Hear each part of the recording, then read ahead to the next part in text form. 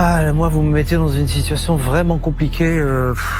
Bon, je suis obligé de vous raconter une histoire. Il y a 20 ans, on est venu me voir pour savoir si en donnant des vitamines et des compléments alimentaires aux enfants dans les écoles, on arrivait à réduire le cancer 20 ans plus tard. Parce qu'on se demandait si les vitamines permettaient d'avoir moins de cancer.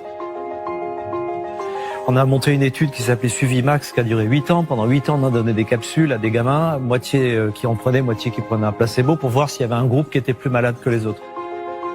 Il a fallu beaucoup d'argent pour ça. Et on est allé voir les laboratoires pharmaceutiques en leur disant, voilà, on a besoin d'argent pour développer cette étude. Ça, c'était sur 12 ou 13 ans, l'étude. Et je me rappelle être allé voir le plus grand patron du plus grand laboratoire français en lui demandant 150 000 francs à l'époque pour financer cette étude. Il m'avait reçu dans son bureau avec des chaussettes en soie rose, je me rappellerai toujours.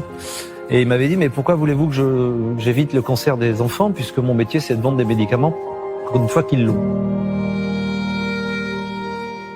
Et je m'en suis jamais vraiment remis de cette phrase, parce que j'imagine qu'il y a des tas de gamins qui finalement ont eu des cancers parce qu'on leur a pas donné de vitamines.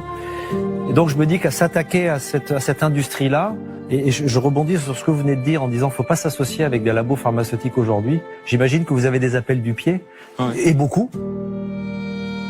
Donc vendre votre âme à des grands labos pharmaceutiques aujourd'hui, ça me paraît certainement une mauvaise idée.